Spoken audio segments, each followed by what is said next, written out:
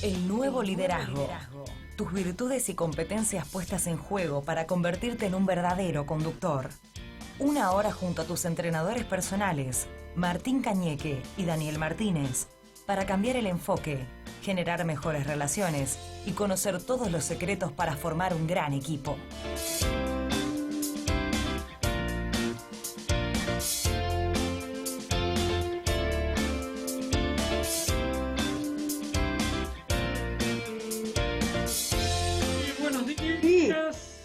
Bienvenidos a un programa más del nuevo liderazgo. Hoy tenemos dos invitados de lujo. Vamos a estar conversando sobre todo lo que tiene que ver con la apertura y la flexibilidad que han tenido que tener las empresas en este contexto de cuarentena, ¿no? Y todas las cosas que han tenido que hacer para poder adaptarse y seguir llevándole un buen servicio, un buen producto a sus clientes. Buen día, Dani, ¿cómo estás? Muy bien, Martín, ¿cómo va todo? Hermoso día nos tocó hoy, ¿eh? Muy hermoso día, la verdad que sí, hemos tenido suerte y tenemos dos muy buenos entrevistados también, dos muy buenos invitados, así que seguro que va a ser un muy buen programa. Les recuerdo a todos que el sábado pueden ver a las 11 de la mañana por nmmiami.com, la radio de negocios de la Florida en Estados Unidos. Pueden ver este programa por si se perdieron alguna partecita o quieren ver algún programa anterior. No se olviden, por favor, les cuento nuestros teléfonos como hacemos siempre: 50 31 30 43, 50 31 30 43. Está ya abierta la posibilidad a que nos hagan preguntas. Recuerden que la mejor pregunta que hagan para alguno de nuestros entrevistados o para los dos, el día de hoy, al ganador se va a llevar un voucher de Sushi Club para un almuerzo o una cena para dos personas, que obviamente se las van a llevar a sus casas, como es todo ahora, ¿no? Así que bueno, esperemos sus muy buenas preguntas durante el día de hoy. ¿Te parece si empezamos, Dani? Me parece bárbaro, quiero sacarle el jugo a esto, ¿eh? Sí, no quiero perder más tiempo, dale, vamos. Bien, vamos a presentarle entonces a Natalia Kingsland. Natalia trabaja como líder de procesos de transformación en Walmart Argentina, una empresa que la mayoría de ustedes obviamente conocen, así que vamos a estar hablando mucho de toda la adaptación que hubo que hacer en los negocios, sobre todo en las oficinas, porque no, también seguramente con todo esto de la cuarentena. Seguro que vamos a aprender un montón. Bienvenida, Natalia, un gusto enorme que estés hoy con nosotros en el programa. Bueno, muchas gracias. Gracias, Daniel y Martín, por la invitación. Un placer. Feliz de estar acá. Qué bueno. Contá un poquito qué es Walmart. Yo sé que todos lo conocen, pero una vez se ve los números, la cantidad de sucursales que tienen, los otros negocios que tienen, que uno muchas veces por ahí no los conoce, o los conoce pero no sabe que son de Walmart. Contá un poquito eso para que la gente tenga verdadera dimensión del negocio. Bueno, buenísimo. Walmart es una de las compañías, digamos, más grandes y les diría, creo que es el octavo o noveno empleador del país. Es una compañía que está conformada por tres formatos. Digamos, un formato es Walmart, que son nuestras tiendas Walmart, que tenemos presencia en todo el país. Otro formato es Chango Más, así que sabemos que mucha gente, digamos, utiliza y tiene llegada al supermercado a través de Chango Más. Y desde hace unos 2 años tenemos un nuevo formato que se llama Punto Mayorista, que justamente lo que busca es acercarse al formato de pequeños comerciantes, digamos, y de poder resolver tanto para, digamos, el ama de casa como para pequeños comerciantes una oferta diferencial como lo que es una venta mayorista. Así que esos son nuestros 3 formatos. Tenemos 92 tiendas en todo el país, un centro de distribución acá en Moreno, en Buenos Aires, con unas 900 personas trabajando ahí, y a su vez una casa central, digamos, en la cual también trabajan unas 550 personas más o menos. Adicionalmente a esto también tenemos otros servicios como son farmacias, digamos, como es nuestra parte, digamos, de lo que se llama TLE, todo lo que es la parte de atención al automotor dentro de muchas de nuestras tiendas. Así que, como les voy contando, bastante diversidad en el proceso. Y a nivel mundial, digamos, Walmart es una empresa que ya tiene muchos negocios desarrollados. En Estados Unidos ingresó en salud hace un año con muchísima fuerza, hoy tiene varios centros de salud, y tiene, digamos, también armado su marketplace, ¿no? Hoy es una de las palabras que más se escuchan como evolutivas, pero que básicamente lo que habla es que ya empieza a ser no un retailer tradicional, sino a incorporar a otras personas a que puedan vender a través de su propia plataforma. Así que, nada, una de las compañías también pioneras a nivel mundial de cambios, ¿no? Qué bueno, qué bueno. Contanos cuál es tu rol en la empresa y cómo ha sido tu rol estos meses, que es muy interesante saberlo, Sí, ¿no? bueno, la verdad que sí, muy interesante. Les cuento que yo estoy hace 5 años en Walmart, no, hace más de 25 que me dedico a recursos humanos, he pasado por diferentes No hacía compañías falta, no hacía falta sí, eso. porque si No no digas la parece, cantidad de años, no parece que digas que no, sí, pareces con tan mucho joven. orgullo, con mucho orgullo. La verdad que sí, la verdad que sí. Siempre digo que soy una de las privilegiadas que me toca trabajar de algo que amo profundamente, que es con las personas, así que muy contenta de poder hacerlo. Y como les decía, bueno, hace 5 años que estoy en Walmart, ingresé a la compañía en una posición de una gerencia de talento y de cultura, y desde hace aproximadamente 1 año y medio que vengo trabajando en procesos de transformación. Todas las compañías tradicionales están realmente empezando a vislumbrar que necesitan hacer cambios para este mundo que nos toca vivir. Así que esto arranca previo a la pandemia. Y también les cuento que en este mismo proceso de haber arrancado antes, ya veníamos, y quienes venimos estudiando la transformación en las organizaciones, ya veníamos vislumbrando lo que aceleró la pandemia. La verdad es que no hay sorpresas para quienes ya veíamos viendo que se necesitaba un cambio en el liderazgo, un cambio en la forma de organización, un cambio en la forma de cómo ver los negocios. Así que les quiero decir que a pesar de todo lo que implicó la pandemia, para mí fue una gran alegría que muchas de las cosas que veníamos tratando de plantear y de incentivar dentro de la organización a que sucedan, se aceleraron enormemente. Se hicieron realidad además, ¿no? Se hicieron realidad, Se hicieron realidad. y con un proceso que para mí es muy importante, ¿no? Les diría, no es un descubrimiento porque los filósofos hablan mucho de esto, pero el ser humano tiene una adaptación al cambio por naturaleza mucho más importante de la que nos imaginamos. A veces cuando queremos producir cosas con forceps es donde la pifiamos, donde cometemos los errores, pero cuando hay una naturaleza para ese cambio, como en este caso fue la pandemia, la gente se adapta mucho más rápido de lo que nos imaginamos. Así que bueno, también con esos descubrimientos en el buen sentido de la palabra, ¿no? Seguro.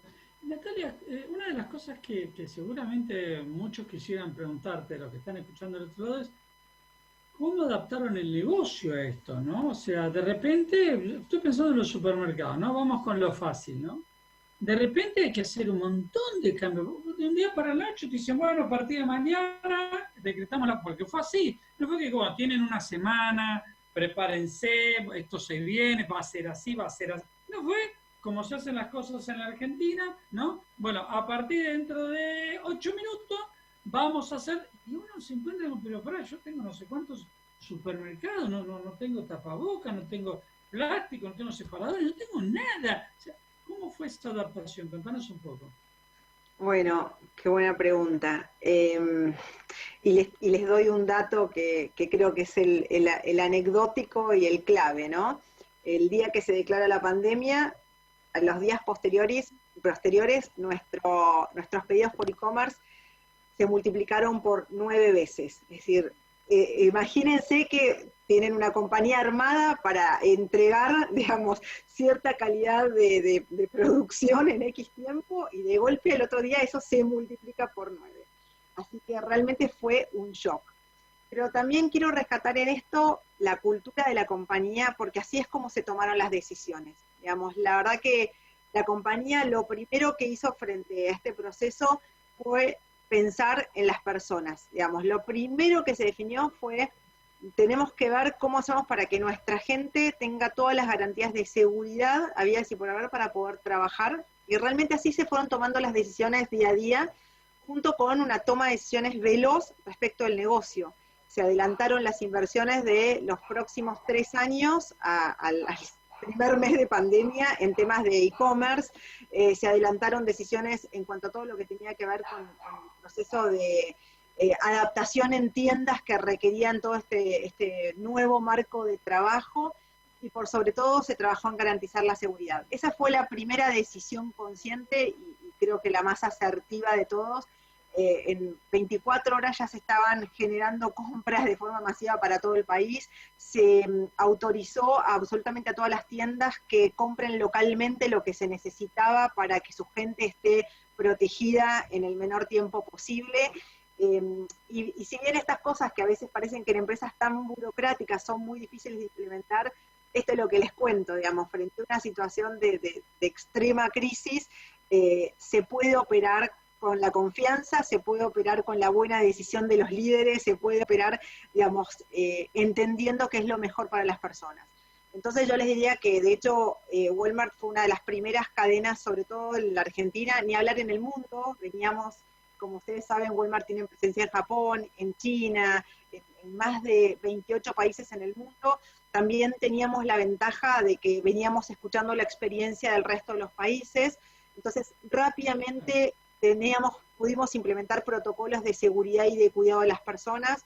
Fuimos, digamos, el retail que más tarde empezó a tener casos de COVID, y eso tuvo que ver con el marco de prevención tomado en las primeras 2 semanas. Les diría que el trabajo que hizo el equipo de operaciones fue impecable.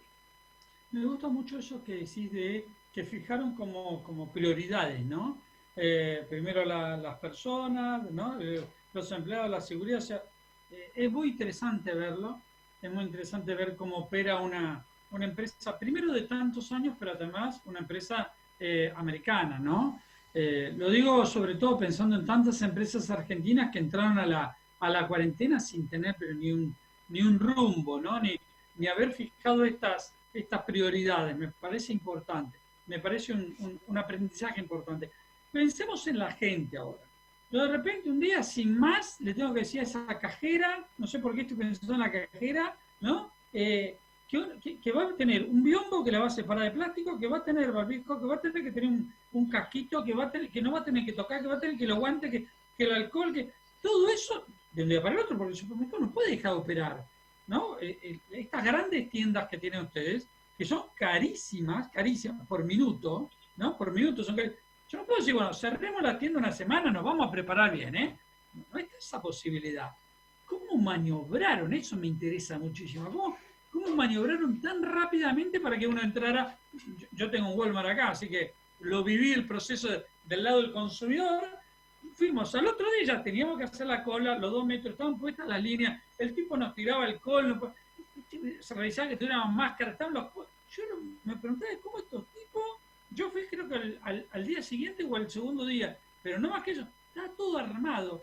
¿Cómo hicieron para lograr eso? En tantas tiendas distribuidas alrededor del país. Contanos cómo se hace eso.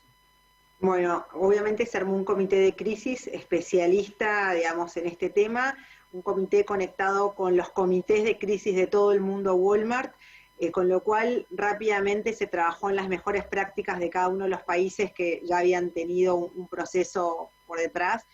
Pero por otro lado, y Martín, vos, tanto Martín como Daniel, conocen mucho cómo se trabaja en Walmart, la verdad es que hubo una coordinación de acciones en el liderazgo veloz para que justamente eso permee rápidamente a todas las tiendas. Este comité, a su vez, iba teniendo delegaciones en todo el país, que lo que fue haciendo es garantizando la seguridad de los clientes y de los asociados, que es como nosotros llamamos a nuestros colaboradores, a nuestros empleados, en cada tienda. Y por sobre todo, las primeras decisiones que se tomaron fueron de aislar a todas las personas que tenían un potencial riesgo.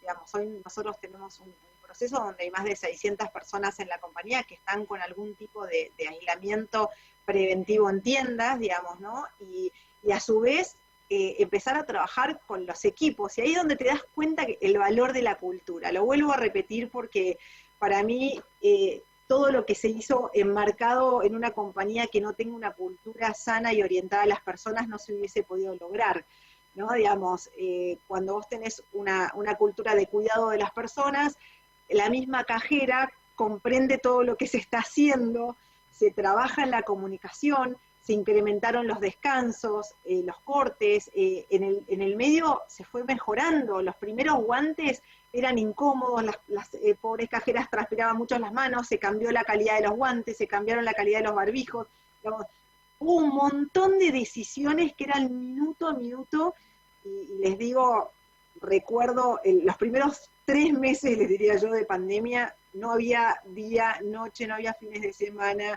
no había absolutamente nada, estábamos 100% disponibles para que la gente en la tienda esté lo mejor posible en este proceso. Entonces, esto que vos viste con velocidad estuvo enmarcado en un gran equipo de trabajo que le puso foco, básicamente, el input de un mundo, digamos, Walmart, que también venía con cierta experiencia, y bueno, digamos, el compromiso de la gente. Esto no sucede sin el compromiso de la gente. Y les digo la verdad, es increíble, nosotros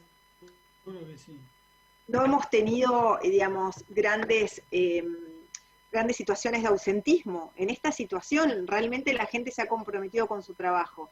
Y se trabaja mucho el miedo, se trabaja mucho el cuidado, digamos, hay muchas charlas 1 a 1 con todos los integrantes en las tiendas para cuidar estos procesos. En algunos casos sale mejor, en otros casos no tanto, porque somos humanos y ya sabemos cómo es este tema, pero estas fueron las definiciones que cobraron vida, como digo yo, en un momento de crisis, pero que hacen a una organización que viene trabajando en su gente, ¿no?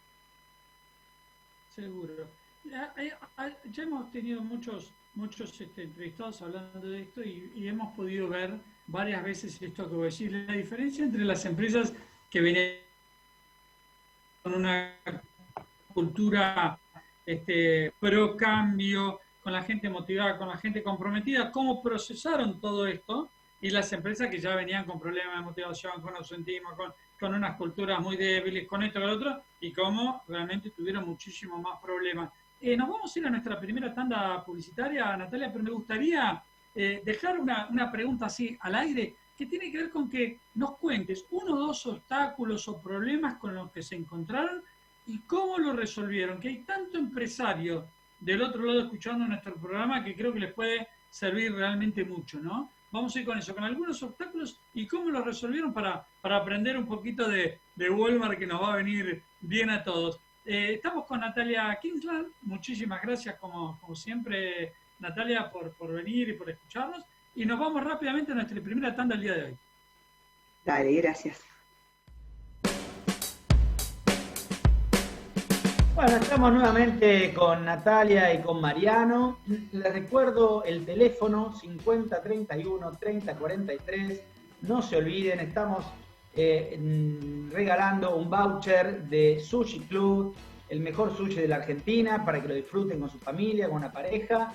Lo único que tienen que hacer es, como ya están haciendo y estamos viendo ahí, la mejor pregunta para Natalia o para Mariano te va a llevar hoy el voucher de Sushi Club. Así que a ponerse las pilas, que está ardiendo el chat, el teléfono. Bueno, Natalia, te había quedado ahí la pregunta pendiente, ¿no? Sí, ahí. Que me imagino alguno que otro habrás tenido en este tiempo. Seguimos teniendo. Sí, me imagino. Pero bueno, contanos alguno de esos. Bueno, sí, la verdad que podría sacar un listado grande porque de esto se trata la vida, ¿no? Digamos, de los obstáculos. Pero bueno, digamos, algunos que puedo mencionar tienen que ver con, bueno, este primer proceso les contaba al comienzo de cómo se disparó nuestra venta por e-commerce. No teníamos una estructura preparada para el volumen, digamos, de venta que íbamos a empezar a tener, y esto implicaba muchas cosas. Entre esas, entrenar personal de la tienda que no estaba acostumbrado. No es lo mismo hacer una reposición que hacer un picking, ¿no? Llamamos un picking cuando llega una compra, ¿no?, de un cliente, y eso tiene una marca, una cantidad, ¿no? Digamos, una cantidad de especificaciones que es lo mismo, no es lo mismo que reponer lógicamente un producto en una góndola. Entonces teníamos que rápidamente entrar en un proceso de entrenar, de traernos también gente que tenga cierto know-how, tiene su especialización, este proceso de picking, para poder empezar a entrar en tiempo. No sé si recuerdan, hoy ya no están así, pero las primeras semanas las entregas en los supermercados que ya tienen implementado un e-commerce pasaron de ser de un día a pasar a ser 3 semanas. La gente decía, no puedo esperar 3 semanas a que me llegue mi compra. Entonces nuestro primer gran desafío tuvo que ver en acortar ese tiempo y volverlo a tiempos normales. Por otro lado, la gente no quería entrar a las tiendas a buscar su compra, quería que se la entreguemos, digamos, afuera, y nosotros, si bien teníamos implementado un sistema de pick-up, digamos, que es decir, que uno puede ingresar con el auto y automáticamente le cargan todo en el baúl, la realidad es que ese sistema no estaba tampoco implementado en todas nuestras tiendas Walmart, otra complejidad más. Así que tuvimos un gran desafío las primeras semanas de poder adaptar todos los procesos, de hacer un sistema de entrenamiento veloz dentro de las tiendas para que mucha más gente pueda, digamos, saber hacer el proceso. Y este desafío, por suerte, digamos, fue bueno, avanzó sumamente bien, pero ahí hubo decisiones en materia de capacitación, en materia de entender quiénes eran las personas en la tienda que podían colaborar con ese proceso, también ver esa voluntad y entender que también los veníamos entrenando para otra cosa y no para eso. Todos los procesos adaptativos que hubo que hacer en materia de sistemas, y la verdad es que fue un claro ejemplo de un gran obstáculo que tuvo en general el retail que ya tenía e-commerce, ¿no? Pero bueno, particularmente nosotros lo vivimos con mucha responsabilidad, y como les decía, decisiones de acelerar las inversiones al presente, que eran para 3 años, también hicieron que se pueda llegar con mucha mayor velocidad. Hoy el proceso está normalizado y nuestra venta sigue siendo 9 veces más de lo que era antes de la pandemia en materia de e-commerce. Pero a su vez esto trajo otras dificultades, ¿no? Que la gente ya no quiere entrar a una tienda física ni estar tanto tiempo. Entonces teníamos que agilizar nuestros procesos de venta, ¿no? Activando, por ejemplo, sistemas como un QR para que la gente pueda pagar, y no tener tanto contacto en la caja. Entonces, estos procesos, que son muchos obstáculos para compañías tan grandes, bueno, se empezaron a trabajar con mucha disposición. Yo les diría que esos en materias más de negocio fueron los primeros que aparecieron, y bueno, y en materia de personas, el tema del miedo y de las diferentes situaciones, así como les conté en nuestras tiendas. Nosotros pasamos de tener una casa central que tenía implementado desde el año anterior, desde octubre del 2019, un sistema de trabajo desde la casa de una vez por semana, a un full, digamos, trabajo desde la casa, en aislamiento, que no es work at home, siempre lo aclaro, y sé que ustedes son los primeros promotores de este concepto, ¿no? Digamos, claramente tener a la gente trabajando en aislamiento nos implicó un entrenamiento veloz a nuestros líderes de empatía en materia de entender la situación de cada persona. Es decir, alguien podía estar muy feliz porque quizás su personalidad era más introvertida y esto le funcionaba perfecto como metodología de trabajo, pero alguien quizás estaba solo o sola con sus hijos todo el día y tenía que ocuparse de niños muy pequeños, y eso implica realmente, de vuelta, acelerar un proceso que la transformación viene a presentar, que es la personalización, no solo de cara al cliente, sino también de cara a los colaboradores. Cada líder tenía que trabajar más que nunca en la personalización y en la empatía con sus equipos, ¿no? Entonces, bueno, ahí se trabajó bastante en ese entrenamiento a líderes también, sobre todo en esto, en temas de empatía, cercanía, comprensión y adaptación. Dejemos de hablar de horarios, empecemos a hablar, digamos, de objetivos, de goals, de alcance de esos objetivos, y dejemos a la gente trabajar como pueda en este contexto, ¿no? Eso fue otro gran aprendizaje. Yo creo que, bueno, vos lo contás muy bien, ¿no? Cómo uno en todos los ámbitos, desde el productivo, en las oficinas, o la gente de oficina tuvieron que adaptarse. Una cosa que me llamó, que me resonó, digamos, es esto de que a veces desde capacitación estamos haciendo el plan de capacitación, que estamos pensando cómo lo alineamos al negocio, que muchas veces no está alineado al negocio, y cómo en esta situación rápidamente se hizo esto que a veces a lo largo del año no se hace, de decir, bueno, a ver, ¿hacia dónde va el negocio? ¿Qué necesita el negocio? ¿Cómo alineamos las necesidades de capacitación para aportar al negocio, ¿no? Me pareció interesante porque nosotros que nos dedicamos a la capacitación, a veces vos ves que los proyectos tardan, que cuestan, y a pesar de que van a estar alineados al negocio, no salen, ¿no? Como a veces necesitamos de las urgencias, ¿no? Por eso te hago esta pregunta, ¿no? Porque lo que vi estaban muy pendientes del cliente. Entonces, el éxito de hacer estos cambios y lograrlo, ¿tuvo que ver con centrarse en las necesidades del cliente?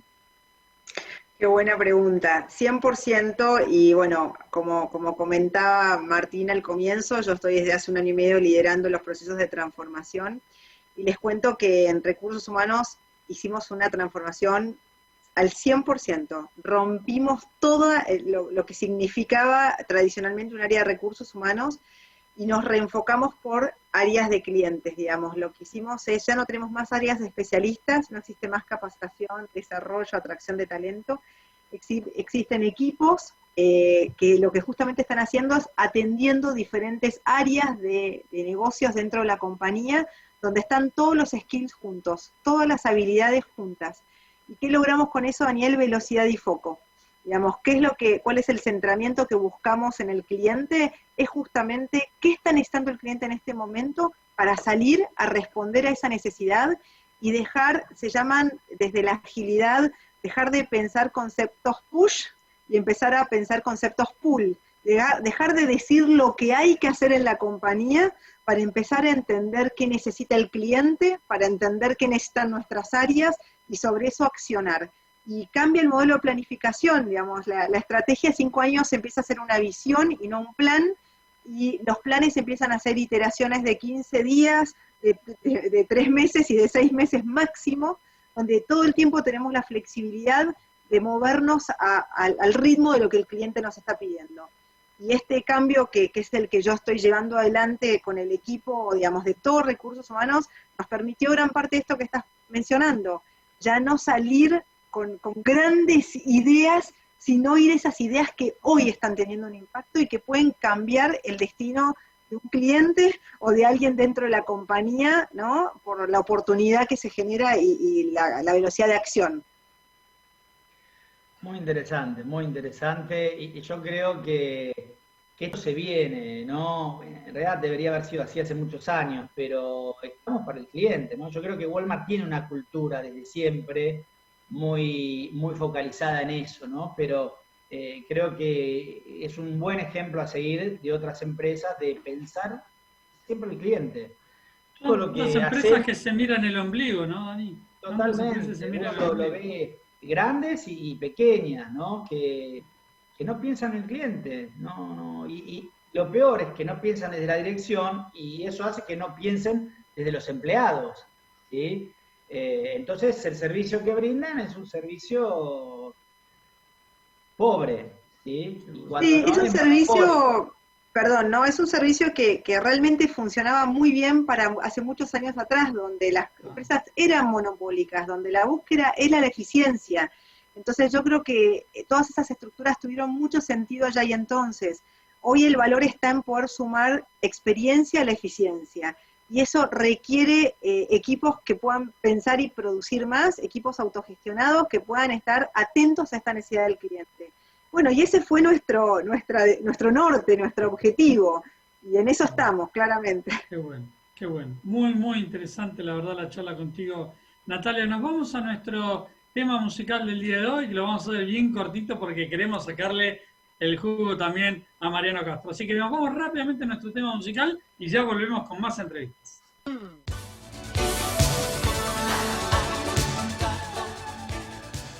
Bueno, estamos nuevamente acá en el Nuevo Liderazgo, ahora con Mariano Castro, un viejo conocido, porque hace mucho no por viejo, un conocido con el que nos conocemos de su época en LAN, en la empresa aérea, ahora es vicepresidente de Desarrollo Humano en Bladex, una empresa situada en Panamá, ahora nos va a contar un poquito si es panameña o no. Bienvenido, Mariano, ¿cómo estás? ¿Cómo estás, Daniel, Martín? Muchísimas gracias por la invitación. La verdad que es un gusto poder compartir con ustedes este espacio. Bueno, contanos un poco de la empresa, que no la conocemos tanto. Bien, Bladex hace 40 años que está en el mercado, sirve al mercado latinoamericano atendiendo las necesidades de capitalización de otros bancos de la región y de empresas, grandes corporaciones y medianas para apoyar todo lo que tiene que ver con operaciones de negocio. Es lo que en la jerga le llamamos, es un banco de bancos, es un banco de segundo piso, no tiene tarjetas, no tiene clientes, personas físicas, es decir, sus clientes son o bancos de otros países o grandes corporaciones. Por eso quizás no es tan conocido Claro. como otro tipo de entidades financieras, ¿no? ¿Y es una empresa panameña? Es una empresa panameña fundada por distintos bancos, pero la base está en Panamá, si bien tiene oficinas de representación en distintos países, Argentina, México, Brasil, Colombia, tiene una oficina también en Nueva York porque cotiza en bolsa, su sede y su base es Panamá. Bien. Bueno, ya ahí nos pusiste en contexto. Contanos cómo han vivido todo este proceso de cambio a partir de la pandemia en la empresa, ¿no es cierto? ¿Cómo Sí. lo han llevado adelante?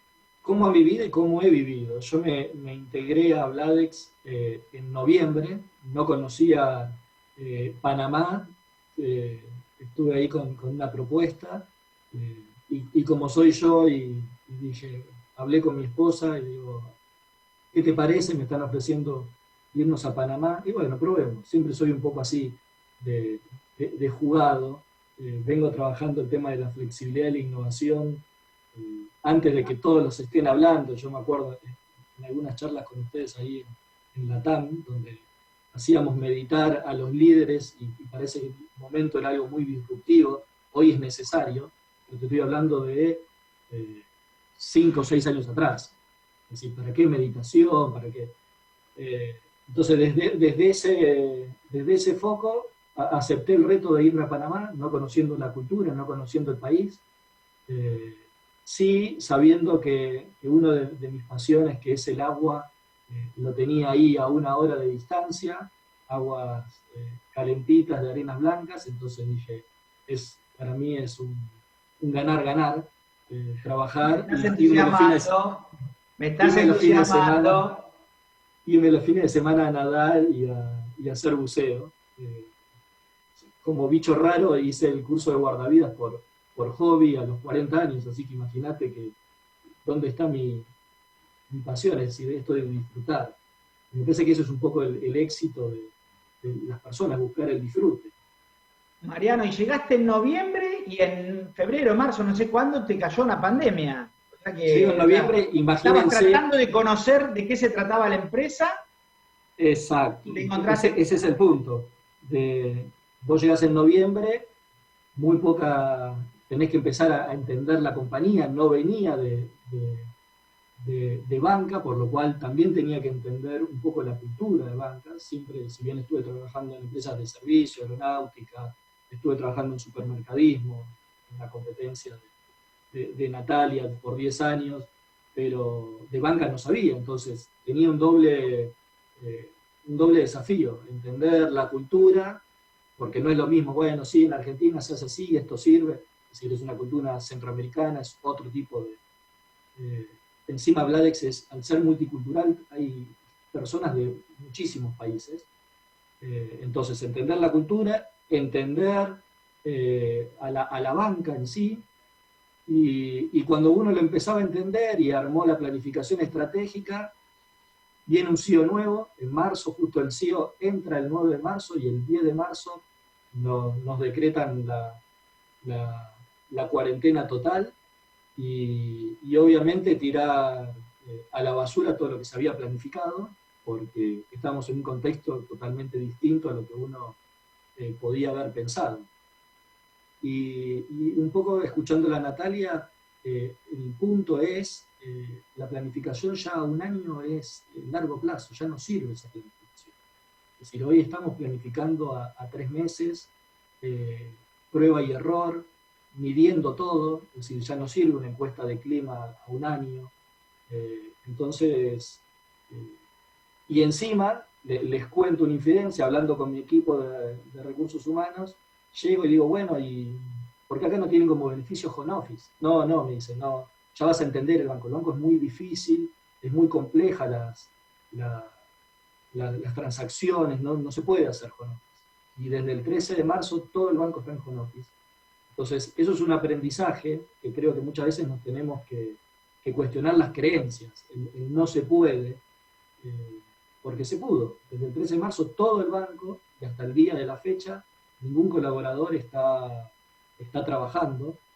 Así que, sí, está trabajando desde la casa, no está trabajando físicamente, y sin embargo la continuidad del negocio siguió y no tuvimos ningún inconveniente. Entonces, muchas veces hay que cuestionar esa forma de pensar, esa forma de no se puede por cómo se debe.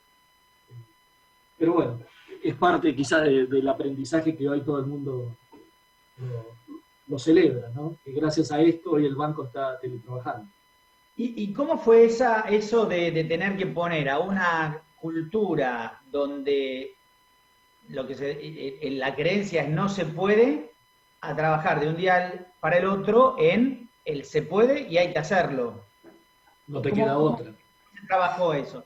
Es cierto que no queda otra, pero algo te tienen que haber hecho para implementarlo, porque, digamos, si no se podía el día 8 de marzo, el día 10 se pudo. ¿Cómo fue la implementación? ¿Cómo trabajó Recursos Humanos en esto?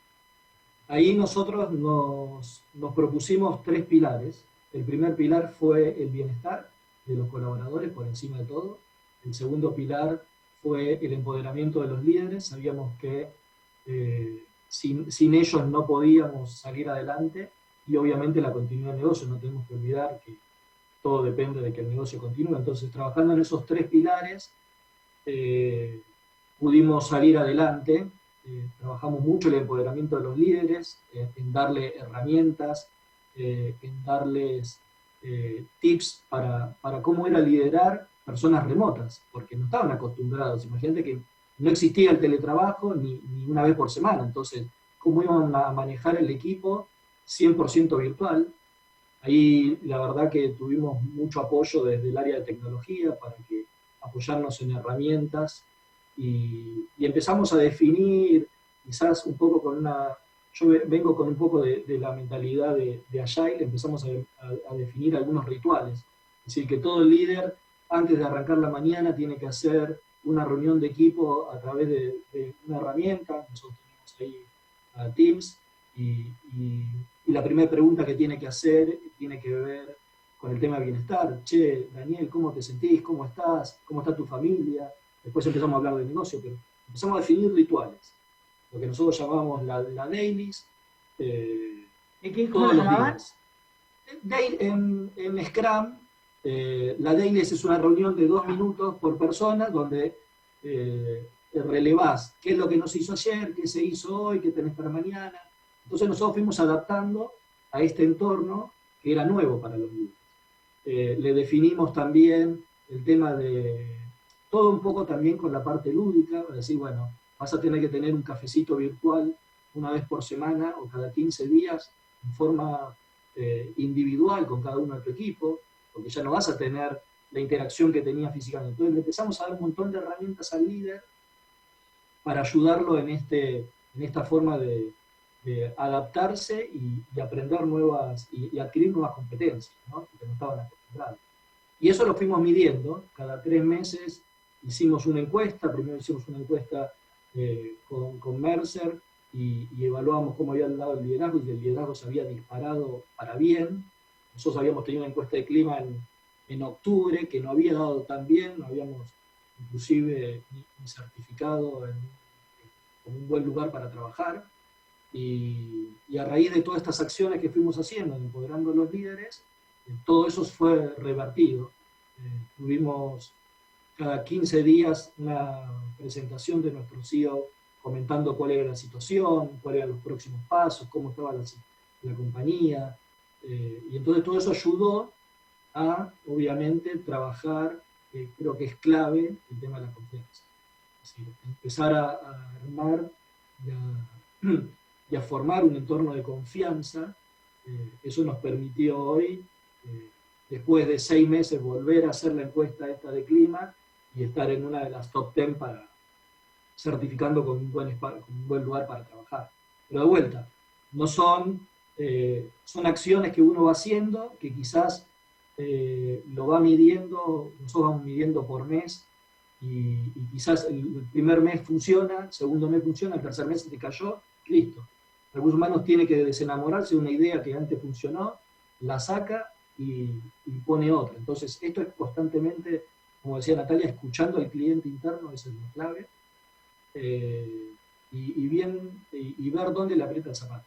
Y quizás esto de estandarizar, bueno, todo el mundo tiene que hacer esto, hay determinadas cuestiones que son culturales, esto de armar la dailies, el cafecito del feedback cada 15 días el líder con la persona, enseñándoles o ayudándoles a cuáles son las preguntas que tiene que hacer para entablar este tema de confianza, y después ir área por área a ver dónde le aprieta el zapato. Había áreas que tenían que ver con un tema de sobrecarga de trabajo, bueno, cómo lo podíamos ayudar, había áreas que tenían que ver con un liderazgo que estaba con el modelo anterior del liderazgo que necesitaba lo presencial para ver si el equipo trabajaba y empezar ese liderazgo a soltar y a confiar en sus equipos. Entonces esas son un poco las acciones que fuimos haciendo, trabajando mucho la flexibilidad. Sí, Mariano, me gustaría hacerte una pregunta, ¿no? Porque hablas mucho de lo que Recursos Humanos hizo por los líderes, hablas mucho de la encuesta, que la verdad es admirable, lo que lograron admirable, pero me preguntaba, ¿qué cosas te pidieron los líderes? ¿Qué cosas te pidieron ellos a vos en esta nueva forma de trabajo? ¿Qué cosas ellos le pidieron a Recursos Humanos ayuda, ¿no? Desde la capacitación, desde la escucha, desde herramientas, ¿qué cosas necesitaron ellos?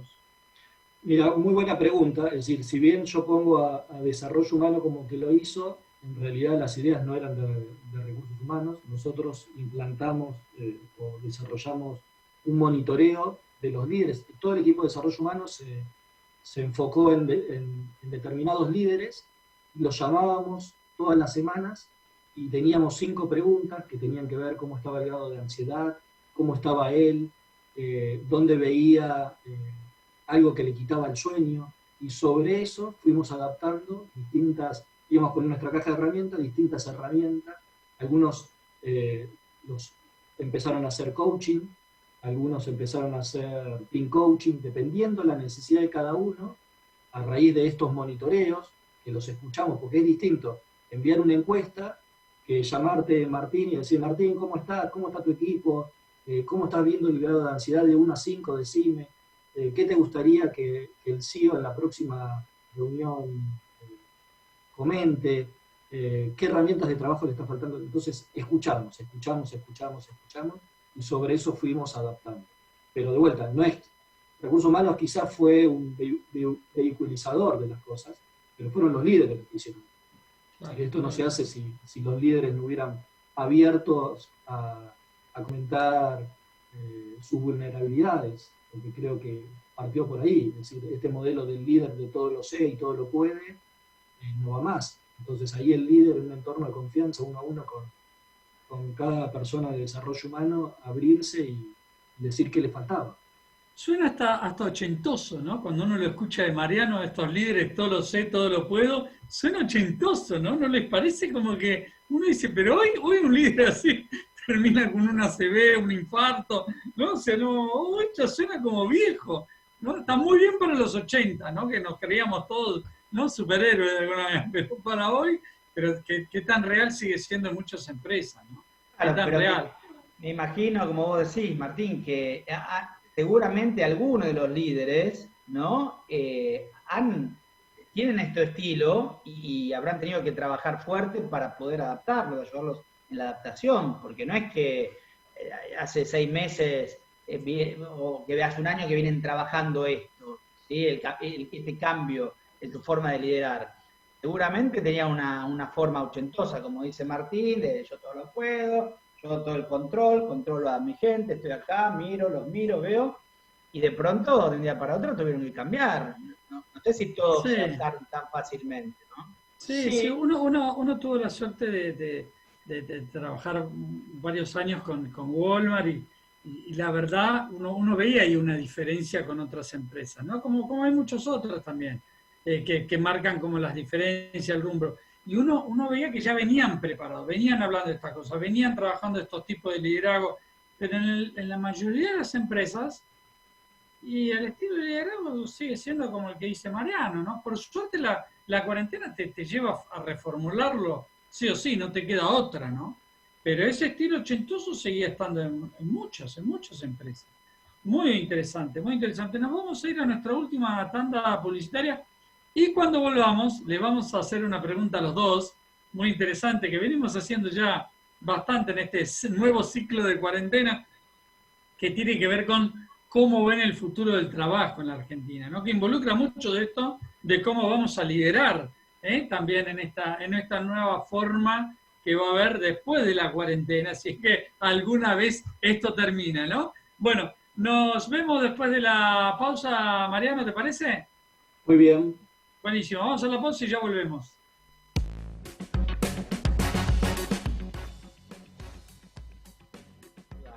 Cortito, 3 recomendaciones. Se ve que tiene su propia empresa él y no sabe cómo sacar la cabeza, ¿no? De un poquito de los problemas que tenemos todos hoy y cómo dedicarse a eso. Es buena la pregunta, muy buena.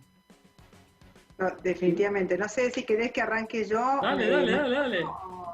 Bueno, algunas cosas que se me vienen a la mente y tratando también de aplicar estos conceptos nuevos que nos demanda la realidad. Si tenés muchos problemas, ¿cómo era el nombre, Daniel, de nuestro...? Esteban, creo, ¿no? Esteban.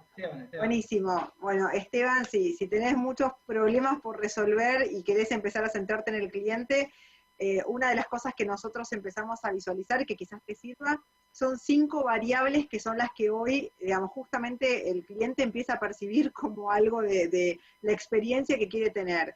Y una tiene que ver, lógicamente, con el costo, otra tiene que ver con la calidad, como decía hace un rato, otra tiene que ver con el clima, digamos, es decir, cómo tu equipo se está acercando a ese cliente, otro tiene que ver con el valor, y finalmente, ¿no?, la experiencia total. Entonces, estaría bueno empezar como a clasificar esos problemas que tenés en estas variables para entender cómo podrías lograr esa experiencia de la forma más rápida. Quizás no te va a solucionar los problemas, pero te va a ayudar a ver dónde priorizar para poder no perder a ese cliente. Hoy lo que necesitamos es clientes que se queden y que tengan una relación perdurable.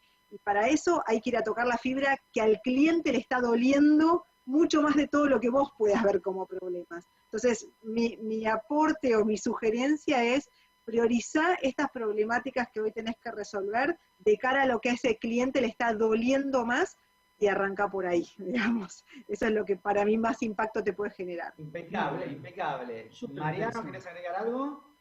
Sí, una cosita. Me parece que si uno se tiene que enfocar en el cliente primero, tiene que enfocarse en el cliente interno para poder enfocarse después en el cliente. Entonces, escuchar al equipo, a ver qué es lo que ve, y como dijo Natalia, creo que el clima es necesario, pero yo no puedo dar un buen servicio a un cliente externo si primero no tengo un buen servicio a mi cliente interno, que son los colaboradores. Por lo cual, uno de esos drivers yo le agregaría es escuchar a tu equipo, porque siempre veníamos del modelo también, el cliente es el rey, vamos con el cliente, pero también el valor, el capital importante son los empleados. Entonces, creo que va a tener que hacer ahí un blend en las dos. Seguro que sí. Muy interesante lo que agregás, Mariano, muy interesante. Bueno, ahí va la pregunta de este ciclo, ¿no? Aprovechemos que tenemos dos especialistas realmente de mucha trayectoria, de mucho conocimiento, de mucha experiencia en los recursos humanos, ¿no?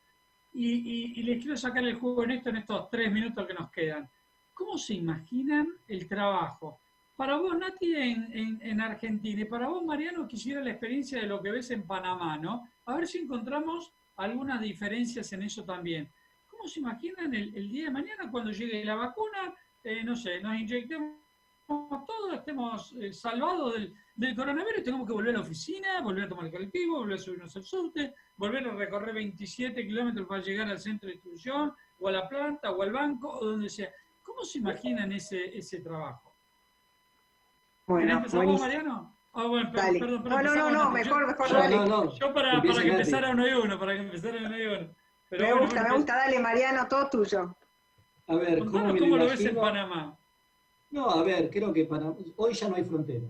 Entonces, partamos de ahí, que bueno Argentina, Panamá, hoy no hay fronteras, y hoy creo que va a haber la guerra del talento, se va a ir a un tema de voy a poder tener cualquier colaborador en cualquier lugar del mundo trabajando para, obviamente dentro de lo que se pueda del servicio que se pueda dar, pero hoy puedo tener un analista de riesgos trabajando en Nueva York o en Argentina trabajando para Panamá, por decirte algo, si es un buen talento. Entonces, el futuro va a pasar porque la guerra de talentos no va a tener fronteras. Y las empresas van a empezar a pelear por ahí. Entonces van a tener que expandir su marca empleadora, van a tener que hacer branding ya no solamente en el territorio donde tienen su firma. Es decir, creo que va a pasar por ahí. Bueno, y solo para aportar a la reflexión de Mariano, con la cual coincido plenamente, algunas otras variables que se van a sumar es el concepto del pluriempleo, y no solo en multiempresa, sino gente con emprendimientos propios que a su vez da servicio y trabaja para empresas de forma part-time o remota. Eso es algo que cada vez se viene más también. Y con respecto a la Argentina puntualmente, somos un país de cultura latina, necesitamos el contacto y lo estamos esperando. Por lo tanto, si bien creo que va a haber muchísimas más medidas de seguridad, vamos a volver a encontrarnos, vamos a volver a compartir con otro ritmo, de otra manera, más distanciados si se quiere en tiempo y con frecuencias menores, pero eso va a volver porque está innato en nuestra cultura. Y está bien, como decimos, ¿no? Digamos, si realmente lo necesitamos, está bueno que pase. El futuro se viene con equipos autogestionados, por sobre todas las cosas, y líderes no jerárquicos, sí visionarios y de aporte de mirada de cliente por sobre todas las cosas. Yo estoy viendo mucho en las encuestas que estamos haciendo en las empresas de regreso a la oficina y cómo se lo imaginan y demás, que el 65%, el 70%, depende de la empresa, 75%, depende de la empresa, dice yo no quiero volver los 5 días a la oficina. Me imagino que les estará pasando a ustedes lo mismo que lo que estamos registrando nosotros en las empresas. ¿Cómo lo van a resolver? Con líderes que está bien. Hay muchos, la gran mayoría habrán dicho, bueno, esta forma de trabajo está buena, y muchos habrán dicho, bueno, esto fue un impasse. Ahora volvamos todos a la oficina, todos a juntarnos todos los días, todos a trabajar de nuevo. ¿Cómo van a manejar esto ustedes que están en el medio ahí, ¿no? Entre los líderes y sus colaboradores. No sé, Nati, o arranco. Sí, dale, buenísimo. Cortito y nos vamos. Creo que de vuelta, acá es cuestionarse las creencias, claro. Y el por qué no. Entonces me parece que va a participar es ¿qué quiere tal líder? ¿No quiere volver más a la oficina? Y que no vuelva, si el negocio, si siempre obviamente está la continuidad del negocio por encima. Pero si eso se puede, Natalia lo dijo, somos una cultura que necesitamos el contacto. Yo creo que en algún momento, algún día vamos a tener que volver, aunque sea una vez al mes. Pero quizás es cuestionarnos esta flexibilidad y decir, ¿y por qué no? ¿Por qué no podemos tener todo el equipo directamente remoto? Si la gente es lo que ellos quieren, ¿sí? Y no, tenemos que volver a la oficina. ¿Y por qué tenemos que volver a la oficina? Si el negocio sigue funcionando. Va a haber muchos por qué no, ¿no? En esta vuelta a la oficina va a haber muchos por qué no. No, y en esto que nos cacheteó, ¿no? Nos cacheteó y nos dijo, repiensen todo. Cerramos, Natalia, cerrá el programa. Bueno, no sé si tanto, pero solo complementar también lo que dijo Mariano. Estamos escuchando mucho, estamos haciendo muchos pulsos, Martín, igual que como lo están haciendo ustedes. Hay mucha gente que nos manifiesta que necesita volver por un tema afectivo, de contacto, de cultura, y también queremos escucharlo. Va a ser mucho más flexible, lo tenemos clarísimo. También sabemos que en Argentina hay una ley que también nos empieza a encorsetar, como a veces pasa en nuestro país, y también tenemos que ver qué va a pasar con eso, porque lamentablemente también va a terminar siendo un factor más de determinación de lo que se puede y lo que no se pueda. Como ideal, tratar de cubrir estas dos partes, que haya momentos de contacto con un claro para qué, y que la gente sienta que está la flexibilidad para poder trabajar de la mejor manera. Buenísimo, buenísimo. ¿Qué cierre hicieron los dos? Bueno, terminamos, Dani. Se nos va el programa. Me voy contento. Se nos fue. Después de esto me quedo pleno, satisfecho. Qué bueno, qué bueno. Bueno, muchísimas gracias. Natalia. Muchas gracias, Natalia, también. Cerramos, Dani, vamos. No, muchas gracias a los dos, realmente fue un placer. Creo que toda la gente que los escuchó debe haber aprendido muchísimo y bueno, y nosotros desde ya por eso hacemos el programa, para aprender de gente como ustedes. Muchas gracias a todos, nos vemos el viernes que viene a la misma hora, en la misma radio, el mismo canal. Hasta luego. Bueno, muchas gracias.